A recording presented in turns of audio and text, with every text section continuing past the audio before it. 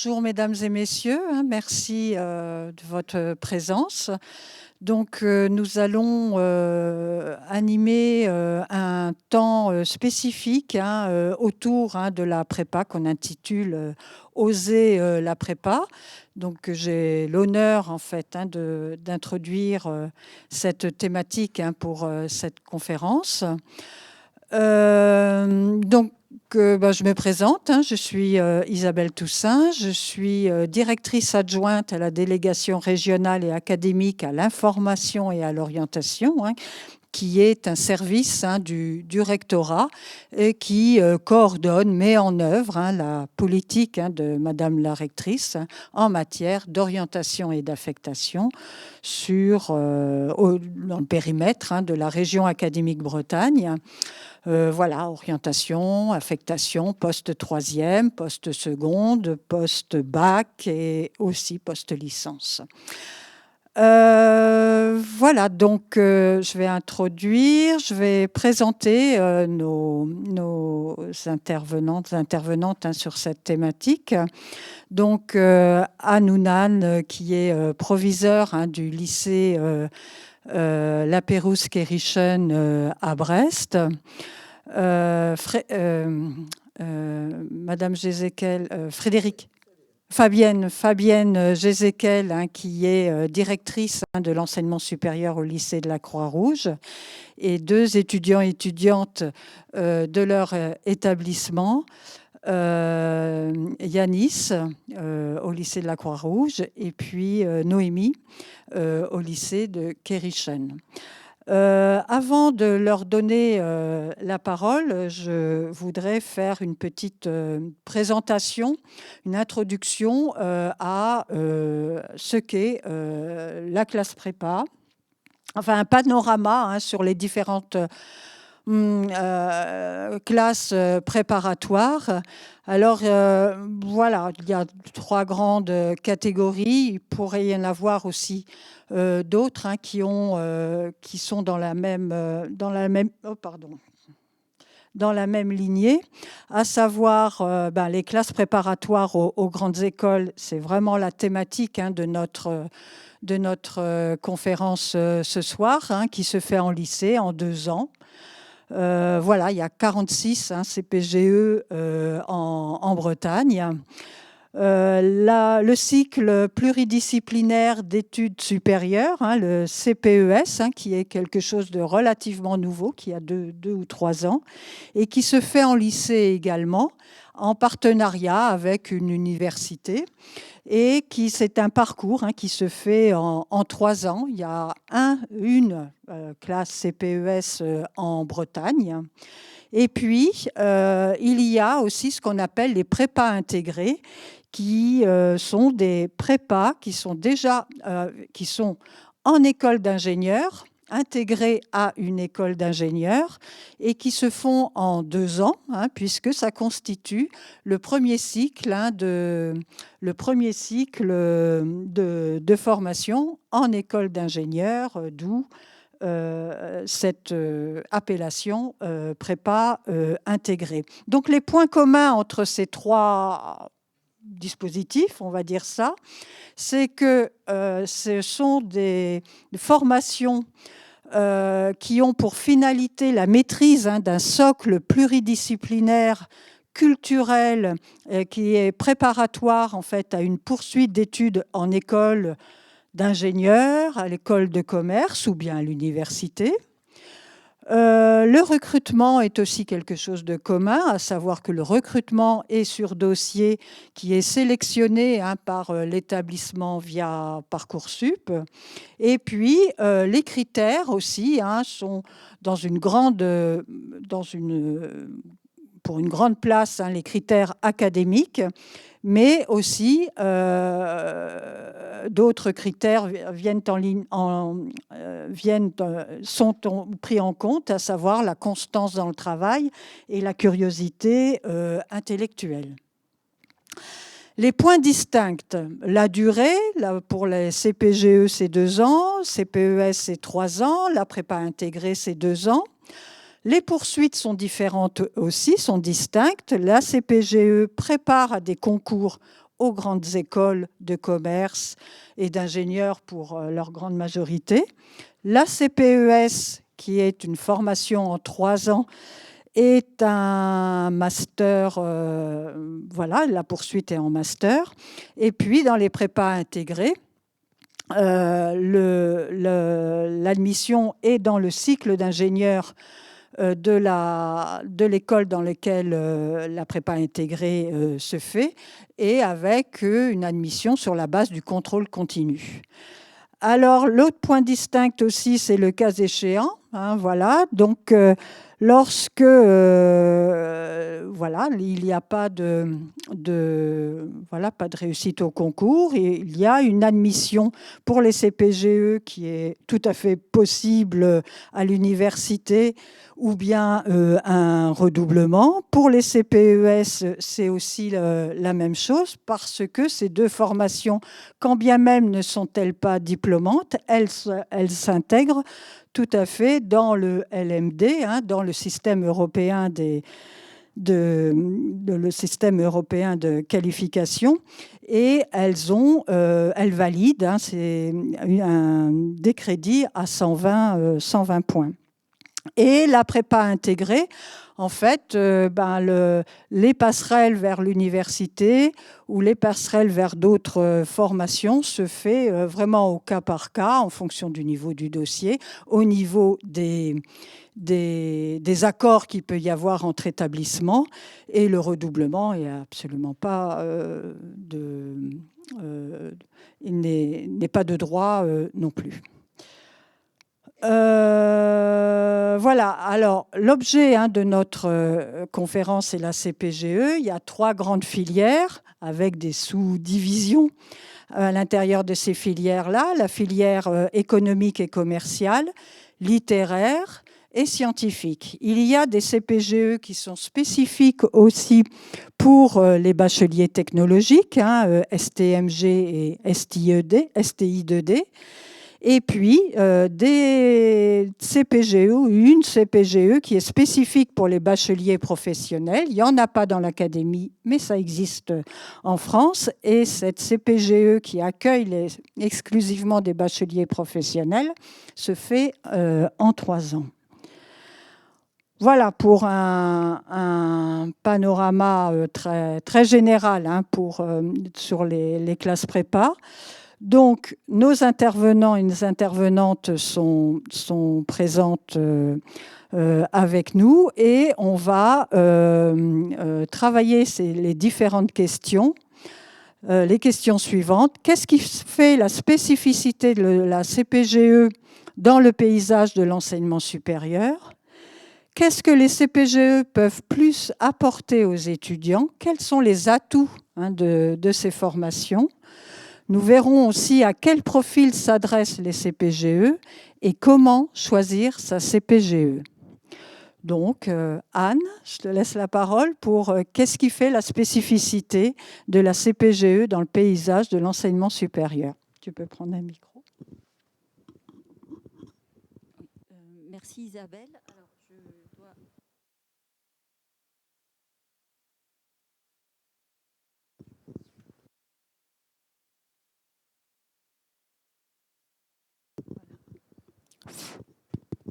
Voilà, oui, très bien. Donc effectivement, on a déjà expliqué quelques-unes des spécificités des classes préparatoires. Dans l'enseignement supérieur, on peut indiquer que les classes préparatoires sont des formations sélectives qui sont implantées dans des établissements, des lycées, hein, publics ou privés. Et ce sont des formations qui ont la particularité d'offrir des enseignements pluridisciplinaires. Donc ça, c'est une spécificité par rapport, par exemple, à des formations universitaires. Donc les contenus de formation restent très pluridisciplinaires et dans un domaine donné, hein, que ce soit scientifique, littéraire ou économique, on a quasiment l'ensemble du panel des matières dans un domaine donné. Ce sont aussi des enseignements généralistes. Le format est assez proche de celui que l'on peut connaître au lycée, hein, du fait de l'implantation au lycée d'ailleurs, et aussi du fait du volume horaire. Donc on est en CPGE à peu près sur un volume horaire comparable à celui d'une classe de terminale. Alors Noémie, qui est issue d'une classe internationale, me disait qu'elle avait même trouvé un peu moins d'heures de cours finalement en arrivant en terminale parce qu'elle était dans une filière en terminale dans laquelle il y avait plus d'heures de cours, mais grosso modo, sur le nombre d'heures de cours et le déroulé d'une semaine, on est à peu près sur l'organisation d'une classe de terminale. Et viennent s'ajouter à cela 2 dispositifs un peu spécifiques que l'on retrouve dans quasiment toutes les prépas. Donc ce qu'on appelle l'école ou interrogation orale. Donc ce sont des dispositifs vraiment là très spécifiques qui sont quasiment de l'entretien ou de l'interrogation orale individualisée qui ont lieu toutes les semaines. Donc alors il y a plusieurs heures de colle toutes les semaines. Donc les élèves sont regroupés en petits groupes de colle, souvent 3 étudiants. Et donc, ils passent 1 heure avec un professeur. Donc, ils s'entraînent. Ils doivent donc produire des corrections d'exercices ou des oraux de langue. Enfin, voilà, ils sont donc entraînés à l'oral, donc dans un contexte quasiment de cours particulier, quelque part, puisqu'il y a un retour direct sur ce qu'ils ont fait et une correction, du coup, immédiate des erreurs qu'ils ont pu produire ou des voies d'amélioration. Donc, ça, c'est vraiment un dispositif qui est extrêmement précieux en classe préparatoire, cette individualisation sur les temps de colle.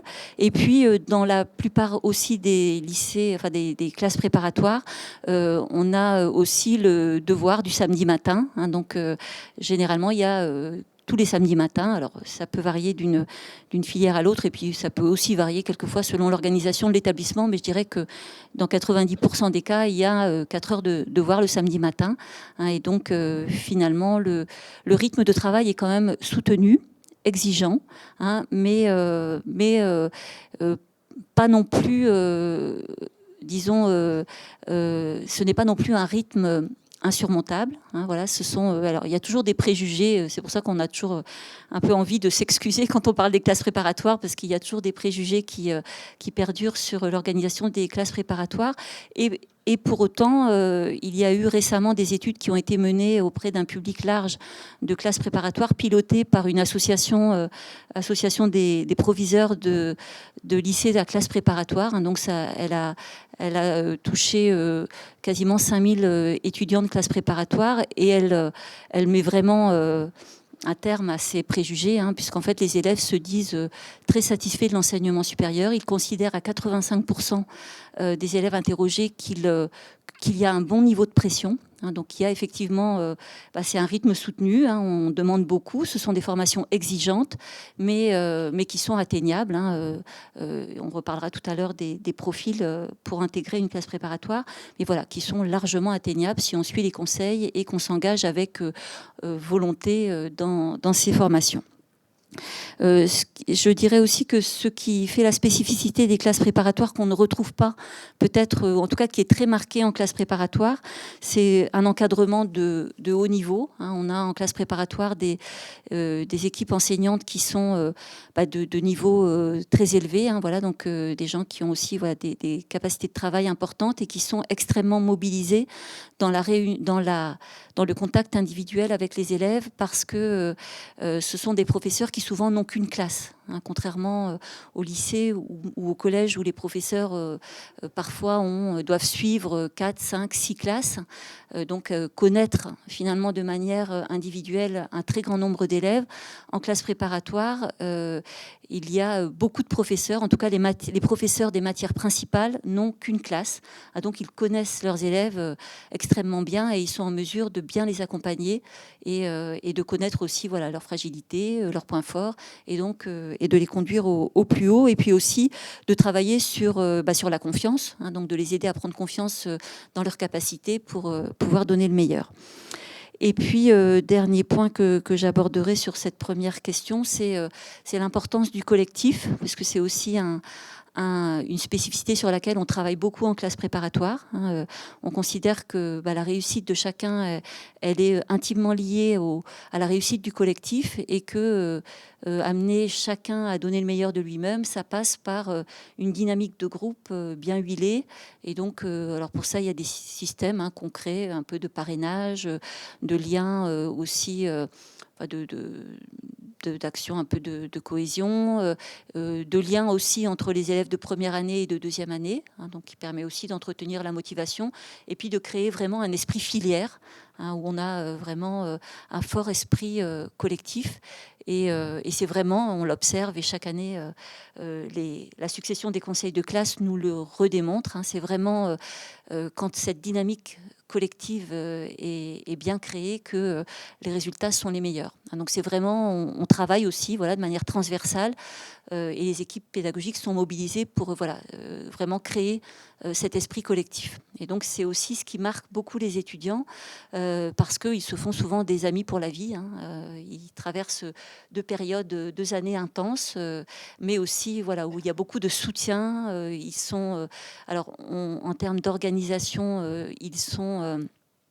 on leur attribue une salle, et en fait, ils sont presque propriétaires de la salle, puisqu'ils ont le droit d'y être de 8h le matin jusqu'à 19h30 à la fermeture du lycée le soir. Et donc, quand ils n'ont pas d'heures de cours dans leurs emplois du temps, ils ont le droit de travailler dans cette salle. C'est leur espace de travail. Alors, ils le personnalisent un peu, parfois un peu trop. Et donc, c'est vraiment leur espace de travail, mais qui est important parce qu'effectivement, c'est le lieu où ils se retrouvent, où ils s'entraident. Et puis, et donc, qui vient en complément de salles de travail qui sont mises aussi à leur disposition le soir. Donc, avec des organisations un petit peu particulières, salles de travail collectives, silencieuses, et aussi des salles où ils peuvent coopérer davantage et où ils ont le droit de parler et travailler en groupe. Voilà, je pense que j'ai abordé ce qui concerne les spécificités, les points forts de la classe préparatoire. Je ne sais pas si est-ce qu'on donne la parole aux étudiants, ou est-ce qu'on passe directement peut-être s'ils veulent compléter, je ne sais pas. Oui, je trouverais que c'est une bonne idée de... Si vous voulez peut-être compléter ou apporter votre témoignage sur ce qui vous paraît peut-être... J'ai dit trop de choses, en fait. Mais je suis d'accord avec ce que vous avez dit. Voilà, bon. Oui, et moi, alors je ne sais pas si c'est bon. Quelques éléments que vous avez pu mentionner vont être, je les ai aussi repris dans les atouts, parce qu'après on passait aux atouts des formations. Clairement, moi j'avais préparé l'expression climat de confiance. Vous venez de le mentionner, entre les étudiants et les étudiantes, on n'a pas du tout la notion de compétition, concurrence. Alors, nous, on attend, moi en tout cas, je parle des prépas locales, des prépas de Bretagne, ce qu'on appelle les prépas de proximité. Dans ces prépas-là, ils travaillent en groupe. Quand il y a un internat dans l'école, ils peuvent travailler en dessous l'internat, dans les salles de cours. Et voilà, ils ont un accès aussi à la journée à leur salle de cours, sauf quand il y a cours, bien évidemment. Mais c'est vrai que l'entraide, les travaux de groupe, alors c'est pas forcément des travaux de groupe, mais l'importance d'apporter à l'autre quelque chose et de travailler ensemble pour améliorer les résultats dans telle ou telle matière et pour avancer. Donc je pense que ça, on le vit dans ces classes préparatoires, et clairement, c'est un atout. Alors, un autre atout, c'est que c'est une formation qui bénéficie de crédits ECTS. Alors, ce sont les crédits européens.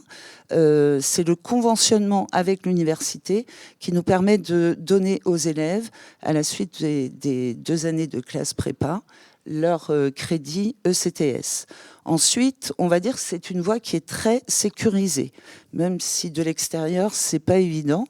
Voie très sécurisée parce que, alors, si on parle des écoles d'ingénieurs, il y a beaucoup plus de places au concours beaucoup plus de places au concours que de candidats, ce qui évidemment est un plus pour les étudiants. Ensuite, je parlais des conventions avec les universités.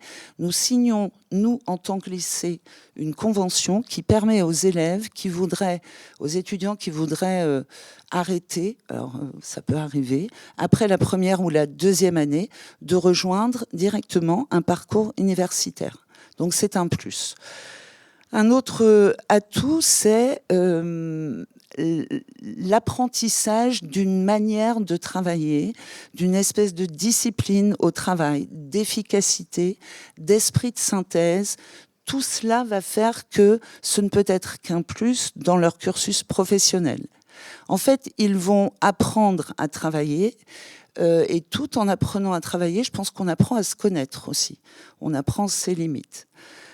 Dans nos classes préparatoires, je dirais que l'élément le plus important, c'est le fort encadrement. Les équipes pédagogiques sont à l'écoute, elles sont très vigilantes sur aussi la santé mentale, alors sans pousser très très loin, mais être sûr que tous les élèves vont bien. Elles peuvent s'adapter aussi à tous les profils d'étudiants et surtout en fait, ce sont souvent de petites équipes de professeurs. Tout le monde se connaît un petit peu dans ces classes de proximité, dans ces prépas de proximité. Si vous allez aux portes ouvertes, vous allez vous en rendre compte assez vite. Les étudiants sont proches des... Alors, ça va, ils sont pas copains non plus. Je suis pas en train de donner une image complètement... alors, positive, certes, mais voilà, chacun garde sa place. Mais les équipes sont vraiment des équipes solides. Et qui connaissent les enjeux pour les étudiants. Ensuite, sur les étudiants, il faut savoir que nous les accompagnons pendant 2 ans, ce qui veut dire qu'on a aussi le moyen de savoir si les résultats pêchent à un moment, quelle peut être la raison. On a en 2 ans, le temps de les connaître. Ensuite, on n'a pas de spécialisation. Par exemple, si on parle des CPGE scientifiques, vous n'avez pas de spécialisation quand vous démarrez votre CPGE.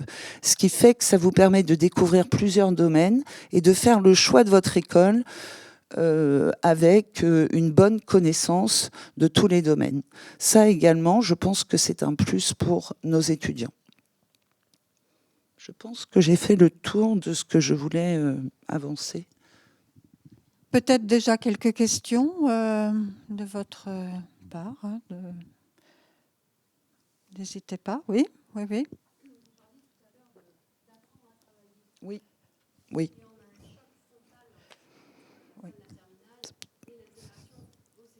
Alors, je vais reposer votre question pour que ça rentre dans le micro. Donc, vous disiez tout à l'heure que la classe prépa était à apprendre à travailler. Il y a un choc frontal entre la terminale et la première année de prépa. Et, donc là, on aborde comment pour ces élèves-ci ? Alors, comment on aborde ? Alors, le choc frontal, je pense qu'il il peut être plus ou moins bien, je le trouve fort l'expression choc frontal, mais il peut être plus ou moins bien vécu selon les étudiants. On peut peut-être vous demander, vous, comment vous l'avez vécu, puisqu'ils sont là, on va déjà leur laisser la parole. Moi, j'ai pas trouvé que... Enfin, je trouve que ça s'est plutôt bien passé, que notamment l'accompagnement des profs ont permis que il n'y avait pas de mur, il n'y avait pas de ce choc-là. Enfin, moi, je l'ai pas ressenti comme ça. C'est vrai que c'était plutôt au lycée, c'était plutôt un accompagnement. Et on n'a pas commencé directement à carburer, faire 18 chapitres par jour. Et enfin, voilà, on a plutôt commencé doucement et ils se sont adaptés à notre rythme. Et bon, évidemment, au bout d'un moment, on est obligé d'accélérer le rythme, mais ça se fait pas d'un coup, ça se fait doucement. Enfin, moi, c'est comme ça que je l'ai ressenti en tout cas. C'est un peu pareil pour nous à Kerichen. La première année, surtout au tout début de l'année, on fait en sorte que, les profs font en sorte de commencer un peu plus doucement. Au début des chapitres, ils rappellent un petit peu ce qu'on a vu en terminale, et c'est plutôt au fur et à mesure de l'année que ça va s'accélérer. Donc ce qui fait qu'on on ressent pas vraiment un choc, même si c'est certain qu'une fois arrivé en prépa, il faut travailler plus. Et ça, c'est sûr. Et je pense que ça dépend aussi de chacun. Il y en a qui, en terminale, ne bossaient pas du tout parce qu'ils avaient des grandes facilités. Et là, c'est là que ça a été plus dur. Tandis que les gens qui travaillaient déjà, même s'ils ont un peu moins de facilité, comme ils étaient habitués à prendre leurs cours, à faire les exercices, ça s'est un peu mieux passé. Donc je pense que ce qui peut être un peu plus compliqué, c'est de se mettre à travailler si on ne travaillait pas du tout au début. Mais les profs nous expliquent, au tout début, on a plus de temps, ils nous expliquent des méthodes pour apprendre notre cours plus facilement. Et le fait que tout le monde dans la classe travaille, ça crée une certaine atmosphère qui fait que c'est assez naturel de se mettre à travailler. Par exemple, nous, cette année, on a beaucoup de pauses de 2 heures le midi. Et juste pendant 1 heure, tous les gens de la classe travaillent. Donc, on va pas... Enfin, on est un peu contrainte de travailler aussi, donc ça se fait un peu tout seul. Mais ce qui peut aussi choquer, c'est qu'il y a quand même un écart de résultats entre les 2 années. Parce qu'en terminale, on a souvent des très bonnes notes. Et en prépa, les premiers DS, c'est pas forcément évident. Mais les profs sont assez rassurants sur ça. Et il faut y aller en sachant que ce qui était avoir 10 sur 20 en prépa, c'est pas avoir 10 sur 20 en terminale. Et voilà.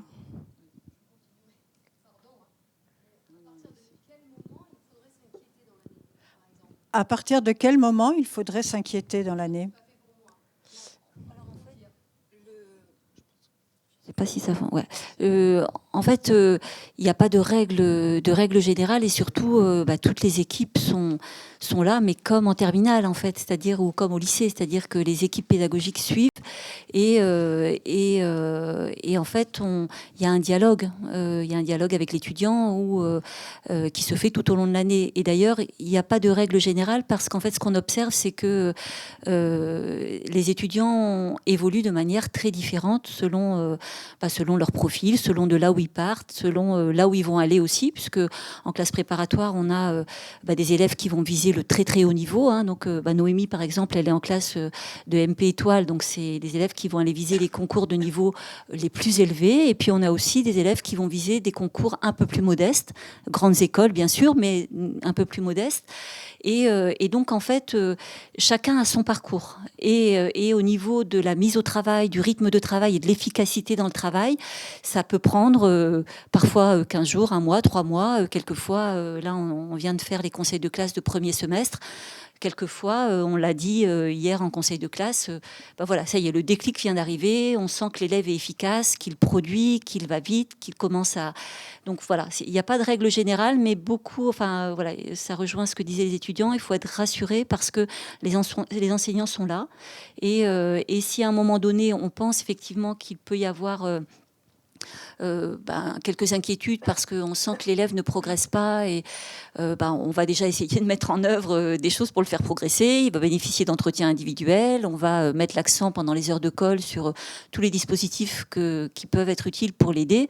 Et puis ensuite, il y a un dialogue aussi. Alors il y a, je pense, mais les étudiants pourront compléter, en tout cas ce que je ressens en tant que proviseur, en échangeant avec les enseignants, en présidant les conseils de classe, c'est quand même...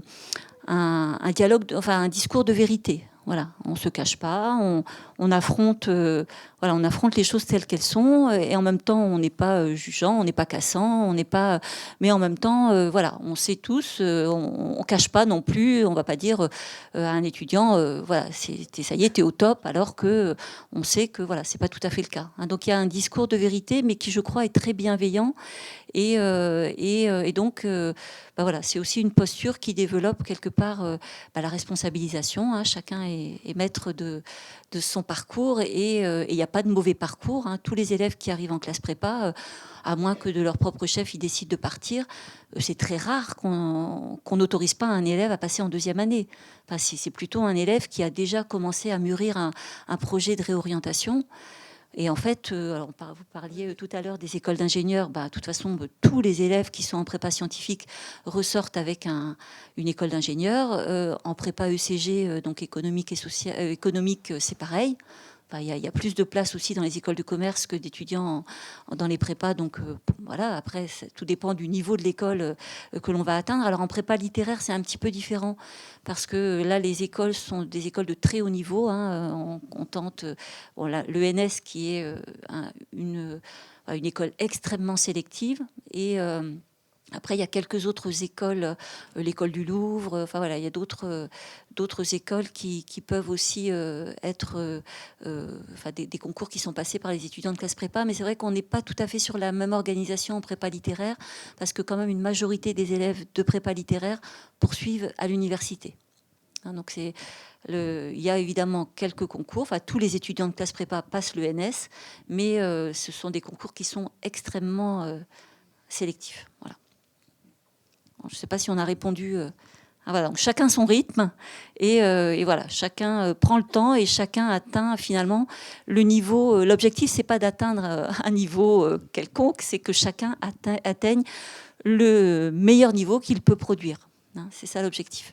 Et puis je crois qu'il ne faut pas s'arrêter aux notes non plus, puisque les élèves de terminale sont très sensibles aux notes. Forcément, on arrive en première année d'enseignement sup, on regarde aussi les notes. Je vous assure que quand on est à un conseil en CPGE, on a des moyennes qui sont en dessous, enfin des moyennes qui sont à 7, 8, et des profs qui sont ravis des progrès faits par l'élève. Donc, au début, quand vous arrivez en enseignement supérieur et quand vous arrivez à ces conseils de classe, c'est vrai que vous pouvez être surpris. Mais franchement, comme disait Madame Ounan, certains ont un déclic. Et le déclic, il est pas là tout de suite, parfois. Et donc, quand le déclic se fait, c'est vrai que les moyennes progressent, que les résultats progressent et que l'étudiant va mieux aussi.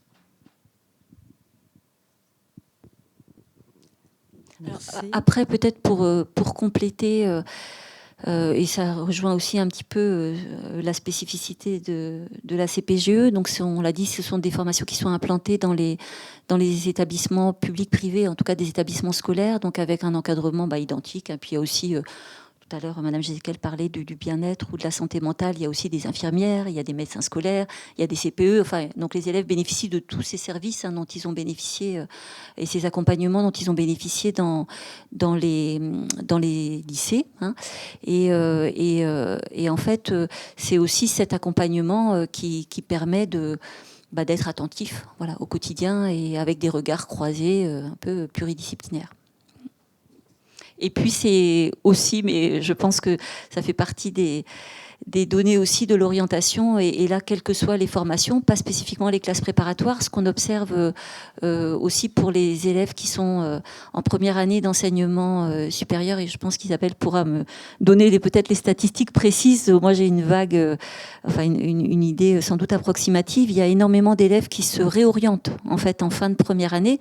Alors, je ne parle pas là des classes prépa spécifiquement, mais de manière générale, dans l'enseignement supérieur, la première année, c'est parfois une année où, voilà, comme on le disait, on apprend à se connaître, on apprend à connaître ses limites, on développe des compétences dans un domaine, mais voilà, parfois on se réoriente. Je crois que c'est à peu près 20% d'étudiants qui se réorientent en fin de première année. Oui, tout à fait. Bien que ça a baissé là l'année dernière, quoi, en 24, mais ça reste autour de 20%. Oui. Et donc en classe préparatoire, pas plus, pas moins qu'ailleurs. Mais en revanche, l'atout des classes préparatoires, c'est qu'on est voilà, dans un environnement préservé, avec effectivement beaucoup d'adultes quand même autour. Et donc l'accompagnement vers le projet de réorientation, il se fait aussi, il peut se faire en tout cas entouré, encadré, dans un environnement sécurisé. Voilà. Donc je pense que c'est aussi, même pour des élèves qui, in fine, on en a effectivement quelques-uns qui... là, on a un élève qui vient de partir faire des études de cuisine. Donc, vous voyez, après avoir démarré une classe préparatoire scientifique. Donc, voilà, mais ça fait partie de... Tant mieux, voilà, s'il a trouvé sa voie, tant mieux. Et voilà, ça fait partie des voies, enfin, des processus de réorientation. Et je pense que c'est plutôt un atout aussi d'être voilà, dans un environnement un peu sécurisé, où il y a encore des adultes autour, et donc de pouvoir accompagner ces processus de réorientation. Oui.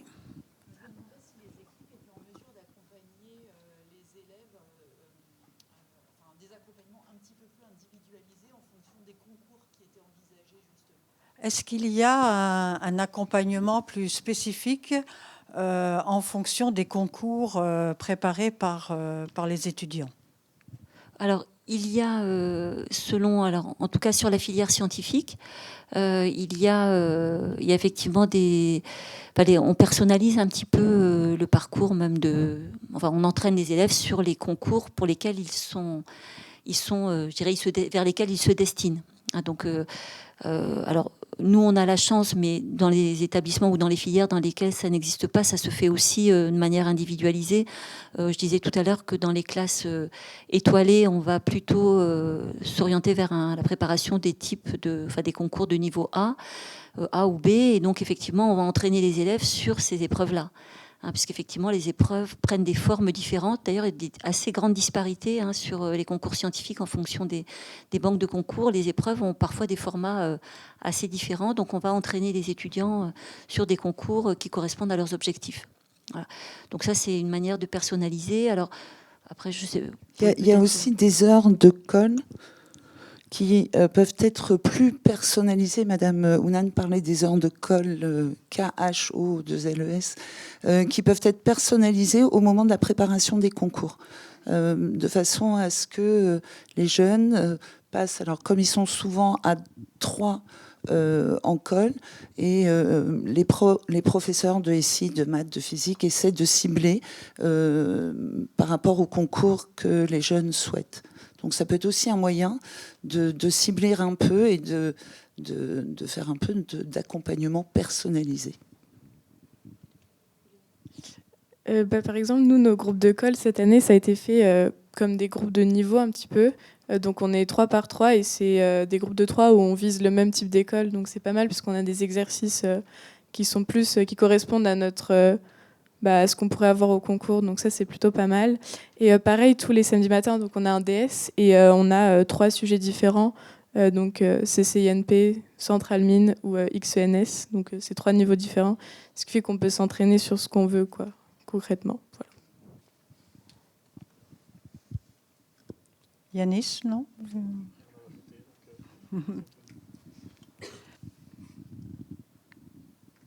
À quel profil s'adressent les CPGE?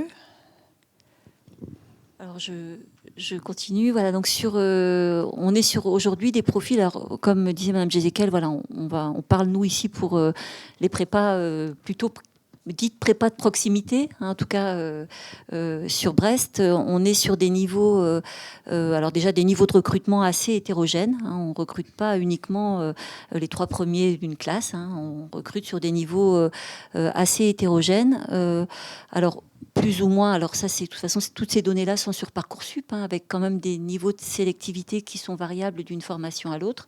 Mais aujourd'hui, ce qu'on attend d'un étudiant que l'on recrute, c'est un étudiant qui alors, aime passer du temps à apprendre, aime passer du temps à approfondir, qui a une appétence particulière pour le domaine qu'il choisit. Hein, donc, il faut quand même être... Voilà, aimer les sciences quand on va en prépa scientifique, aimer les lettres quand on va en prépa littéraire, et parce qu'effectivement, on va quand même aller très très loin dans les concepts, et donc évidemment, il faut avoir du goût, hein, il ne faut pas y aller à reculons, et surtout pas si on peut être bon, aimer, ne pas aimer. Je pense que pour aller en classe prépa, il faut vraiment avoir un intérêt pour le domaine dans lequel on va se diriger. Mais voilà, après, le niveau peut être assez hétérogène, alors il faut avoir... l'envie d'apprendre et je crois que c'est à peu près tout. Voilà, il faut avoir envie d'apprendre, de passer du temps dans les livres et ensuite il n'y a pas de prérequis. Hein, voilà, il n'y a pas. Voilà, il faut avoir de toute façon la sélectivité fait que effectivement on recrute rarement des élèves qui ont des notes inférieures à 10, bien sûr, hein, mais parce que c'est la sélectivité aussi des formations qui fait que voilà, c'est l'offre et la demande. Mais je dirais que pour bien réussir en classe préparatoire, ce qui compte, c'est l'intérêt pour le domaine et puis l'envie. Voilà, l'envie de travailler. Après, il n'y a pas de... Il n'y a pas d'autres caractéristiques qui vont rentrer en jeu. Hein. Tout le monde est capable de progresser. Et encore une fois, comme de toute façon, il y a des écoles de niveaux différents, alors tout le monde ne va pas avoir XENS ou Centrale, hein, mais effectivement, tout le monde va être capable de sortir avec une école. Et peut-être penser aussi à conserver des plages de temps libre où un jeune qui fait beaucoup de sport en terminale, qui doit tout arrêter, c'est pas bon. En fait, c'est pas bon ni pour lui, ni pour ses apprentissages. Quand vous avez besoin de faire du sport, il faut calculer pour trouver des petits moments en semaine, retrouver les copains, faire du sport, de la musique, quelle que soit l'activité. Je pense que c'est important pour, voilà, pour tout. Pour la santé mentale, physique, ça leur fait énormément de bien. Pas tout couper. Ne pas se dire je vais faire une prépa et ma vie s'arrête. Ça peut-être que les étudiants peuvent compléter. On en qu'on parlait tout à l'heure dans la voiture en venant avec Noémie. Ouais, c'est vrai qu'on a un peu le cliché de quand je vais en prépa, j'arrête toute vie sociale, j'arrête toute activité. C'est un cliché pour le coup faux. On peut clairement travailler, être en prépa, travailler et avoir une vie sociale, aller voir les copains, faire de la musique, faire du sport. Moi, j'ai continué mon sport de tous les mardis soirs pendant mes années de prépa. Et c'est vrai qu'après, il faut savoir gérer son travail. C'est-à-dire que moi, c'était le mardi soir. Je savais que si j'avais quelque chose à réviser pour le mercredi, il fallait que je le révise le week-end et le lundi soir. Il fallait pas que ça soit le mardi soir parce que c'était prévu. Après, chacun crée son propre emploi du temps de travail. Il y en a qui préfèrent travailler le samedi après-midi et garder le dimanche matin de libre. Et il y en a qui préfèrent garder le samedi après-midi de libre et travailler tout le dimanche. C'est chacun travaille à sa manière. C'est un peu ça les prépas, je trouve. On est tous dans le même bateau, mais tout le monde interprète le travail et sa prépa d'une manière différente. Et voilà. Ouais, je suis d'accord. Les gens qui réussissent le mieux dans ma classe, c'est ceux qui dorment beaucoup. Parce qu'arriver en classe fatigué, parce qu'on a travaillé toute la nuit, ça marche pas. Et c'est les gens qui, par exemple, le samedi, après un devoir, vont faire du sport, sortent. Donc je pense que c'est même obligatoire de se prendre du temps libre, sinon on n'a aucune motivation. La semaine, elle est longue. Et on n'est pas. Enfin, si on fait plus du tout de sport, par exemple, je pense pas qu'on puisse être en grande forme pour travailler. Donc je pense même que c'est nécessaire de prendre du temps pour soi.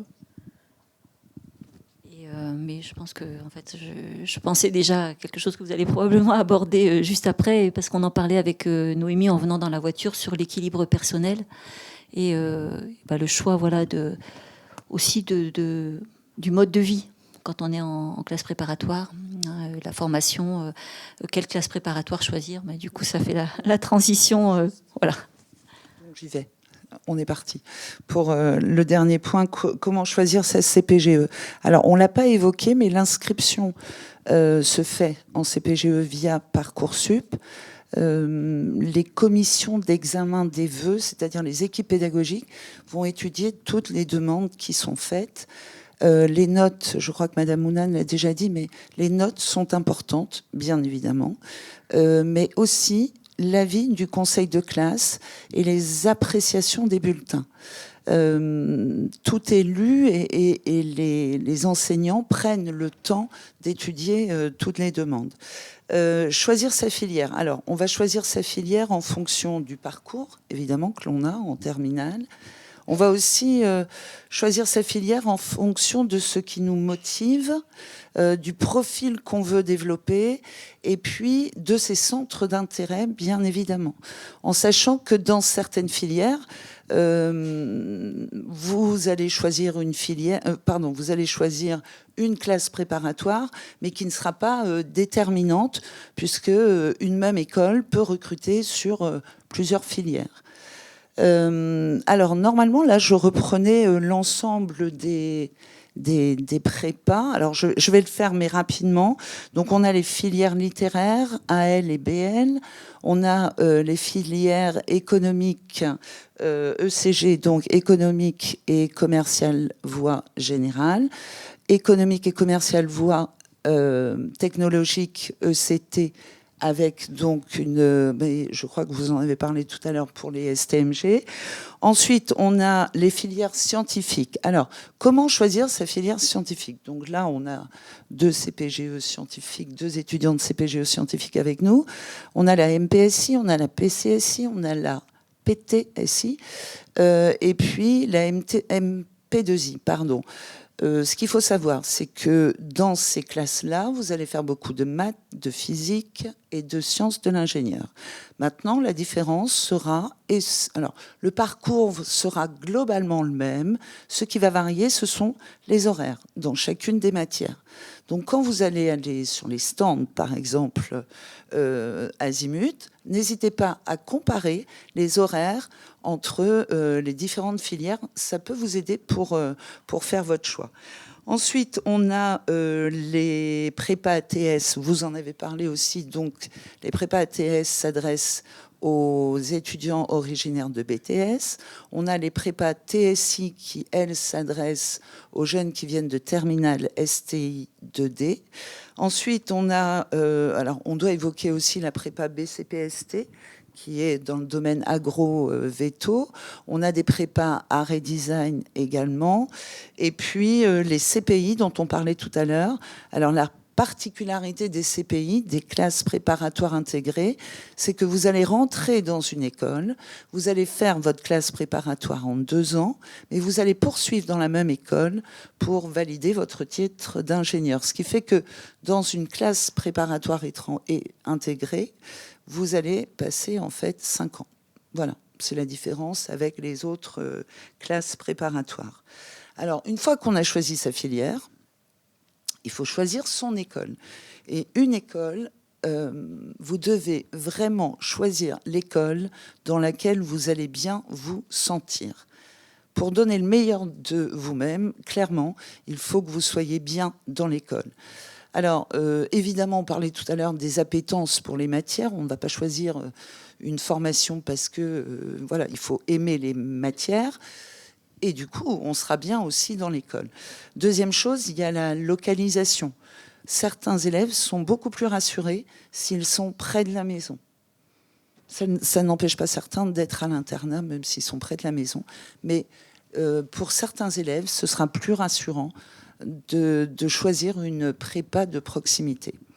Et puis, la troisième chose, ce sont les impressions que vous allez avoir lors des portes ouvertes. Il faut vraiment se rendre dans les écoles, découvrir les lieux de vie, les classes, rencontrer les professeurs, parler avec les étudiants, échanger avec les étudiants, découvrir l'internat s'il y en a un. C'est vraiment fondamental de connaître l'école avant d'y aller. Je pense que c'est une très mauvaise idée de s'inscrire sur Parcoursup. Voilà. Parce que l'école, de loin, elle fait bien, comme ça. Je pense qu'il faut vraiment se rendre. Alors, les portes ouvertes démarrent là aussi. Ça fait beaucoup de week-ends pour tous les élèves de terminale. Mais renseignez-vous, quand vous irez sur les stands Azimut, renseignez-vous sur les dates des portes ouvertes des différentes écoles pour vous faire votre idée sur place. Je pense que c'est important.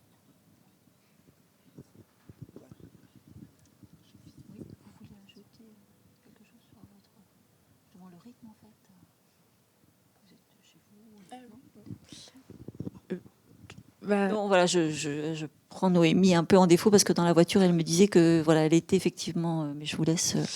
Par exemple, moi, j'ai choisi d'aller à Kérichen parce que c'est juste à côté de chez moi. Et je pense que pour la prépa, c'est quand même un rythme assez fatigant. Et être à l'internat, ça peut être bien parce que on est stimulé, on est toujours avec les mêmes personnes. Et donc, ça peut créer une vraie ambiance de groupe. Et c'est vrai que les gens à l'internat sont assez soudés.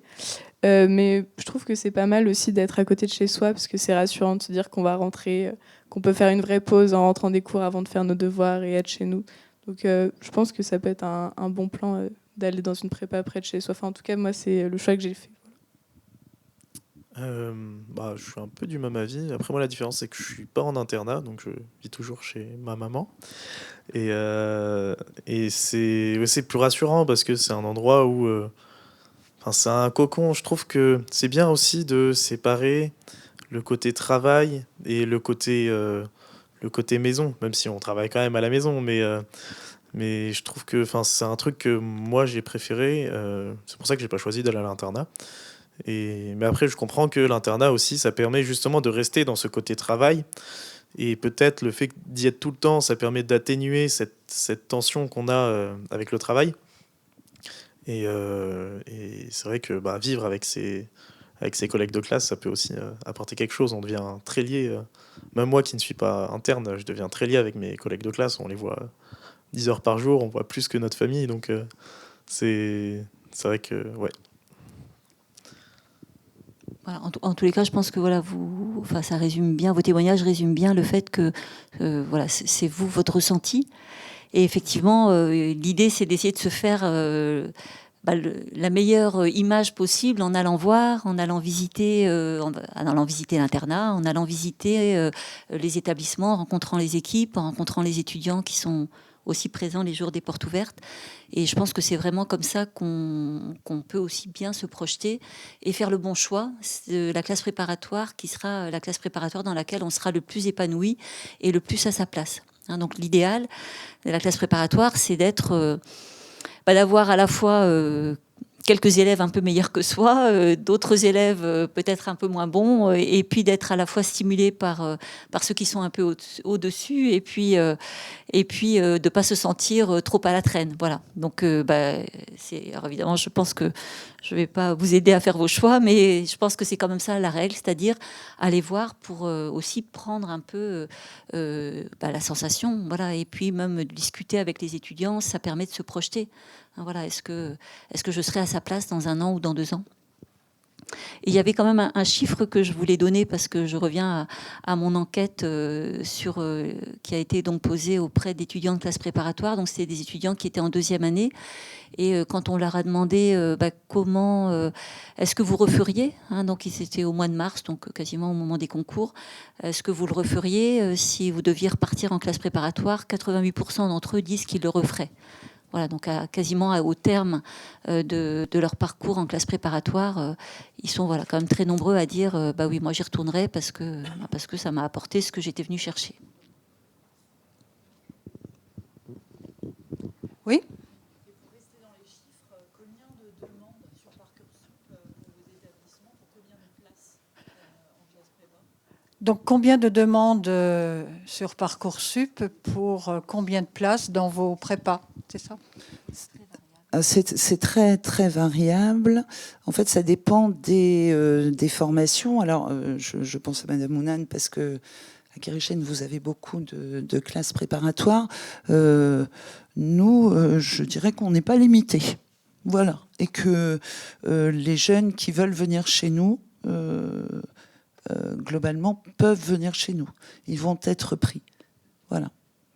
On est, voilà, on a des petits. Alors parce qu'il y a une chose dont j'ai pas parlé, c'est aussi les effectifs. Alors on a c'est peut-être une force pour nous, peut-être, alors moins, mais pour certains étudiants, c'est se renseigner aussi sur les effectifs dans les classes prépa. Nous, je sais que on a des petites classes prépa, donc des petits effectifs.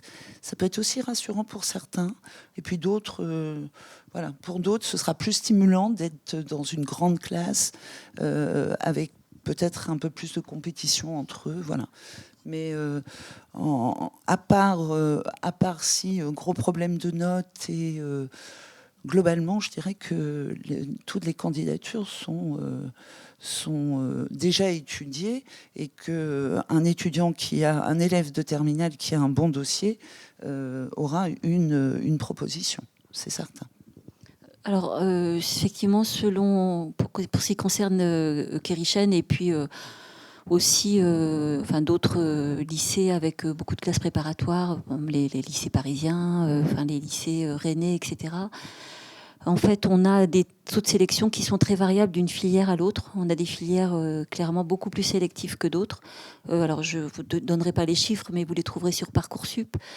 Sur la filière scientifique, on a un niveau de sélectivité plus important sur la filière MPSI que sur la filière PCSI. Sur la filière PTSI, qui est sur le campus de Kérichen, alors c'est le lycée Vauban, mais on a aussi, là aussi, c'est un petit peu comme pour la Croix-Rouge.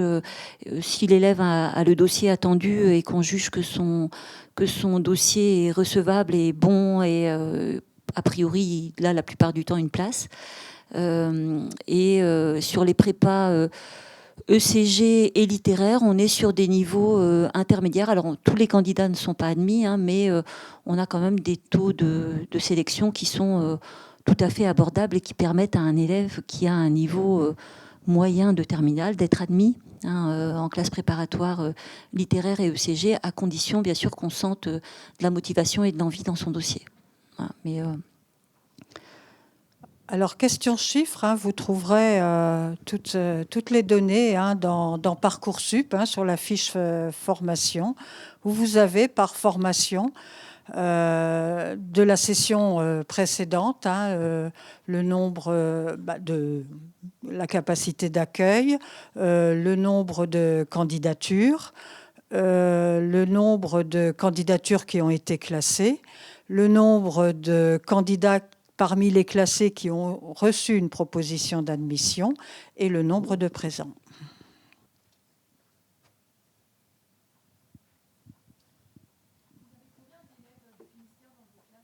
Vous avez combien d'élèves du Finistère dans vos classes? oui. Moi, je dirais 85%. Oui. Nous, on a un secteur de recrutement qui est un petit peu élargi, mais qui ne sort quasiment pas de la Bretagne, sauf c'est plutôt des situations particulières, parce qu'il y a un grand-parent dans le coin, et donc voilà.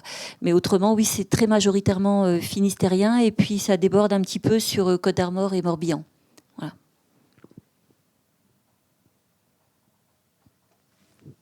D'autres questions?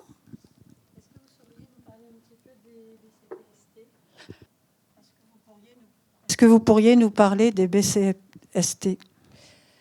Alors des BCPST, sur l'académie de Rennes, donc la seule classe est implantée au lycée Chateaubriand à Rennes.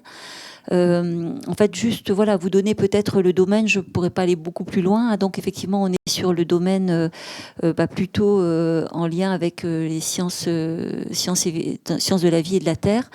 Donc quand même plutôt orienté biologie. Donc elles ont vocation à conduire donc dans les écoles d'agro, les écoles agro, donc du système du secteur agroalimentaire, et puis les écoles de vétérinaire, même si le mode de recrutement des écoles de vétérinaire a un peu évolué ces dernières années, puisque beaucoup recrutent aussi directement après le baccalauréat. Voilà, mais donc je ne pourrais pas vous en dire beaucoup plus, sauf si vous avez peut-être une question précise. Peut-être que je ne suis pas sûre de pouvoir y répondre, mais si je peux, je ferai. S'il y a une question précise, peut-être. Justement, sur la question des écoles vétérinaires, ce recrutement au niveau du bac, moi, j'ai pas très bien compris en quoi ça consiste. Si c'est un concours au niveau du bac pour en faire une prépa intégrée ou si c'est... Alors, Je ne pourrais pas répondre. Alors, en fait, ce qui est dans l'évolution, mais là, je vous parle plutôt comme proviseur de lycée, parce qu'effectivement, les classes préparatoires BCPST, je ne les connais pas en détail pour pouvoir vous apporter toutes les réponses. Ce que je peux, par contre, ce qui est absolument clair, c'est que depuis 2 ans à peu près, le mode de recrutement des écoles de vétérinaires a évolué. Et effectivement, les élèves rentrent, beaucoup d'élèves aujourd'hui rentrent directement après le baccalauréat et font leurs 5 années d'études, donc sans passer par des prépas, ou en tout cas ne quittent pas l'école. Voilà.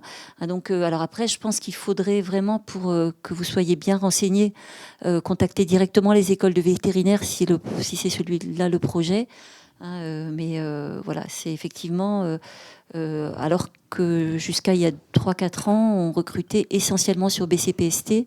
Maintenant, il y a beaucoup plus de recrutement qui se fait directement après le bac. Après, c'est aussi la politique de manière générale des écoles, toutes écoles confondues d'ailleurs. Il y a aujourd'hui une volonté des grandes écoles, quelles qu'elles soient et quel que soit le domaine, de recruter quand même sur un public large. Donc il y a des niveaux d'entrée qui s'opèrent à différents niveaux, donc classe préparatoire, entrée plus précoce, entrée aussi via l'université, entrée après des BUT. Donc les modes de recrutement sont très très ouverts, ce qui fait d'ailleurs que c'est plutôt intéressant pour les élèves, parce qu'il n'y a jamais de mauvais choix et finalement on va toujours pouvoir atteindre son objectif d'une manière ou d'une autre. Et puis et je dirais que ce qui fait peut-être la spécificité, puisque c'était l'objet de la conférence et qui continue à être apprécié même dans le monde du travail, et ça rejoint des choses qu'on a développées, parce qu'effectivement on peut parfois intégrer la même école avec des parcours d'accès différents. ce qui constitue quand même l'essence des classes préparatoires et le profil qui continue à être un profil recherché par les entreprises, c'est la capacité de travail, les méthodes de travail qui sont un peu la marque de fabrique des classes préparatoires. Voilà, c'est ce qui est sans doute un des éléments marquants et qu'on retrouve parfois en discutant même avec des chefs d'entreprise. Hein, c'est-à-dire que voilà, le profil classe préparatoire, il est intéressant pour ça, hein, pour la rapidité de travail, l'efficacité dans le travail, parce que le format de la formation fait qu'on va nécessairement développer ces compétences-là. Mais c'est vrai qu'aujourd'hui, on peut accéder à quasiment toutes les écoles par des voies extrêmement variées. Donc, voilà, écoutez, merci pour votre présence, merci pour votre attention, merci pour vos interventions. Voilà, donc la conférence est close maintenant. Et puis, bonne fin de soirée.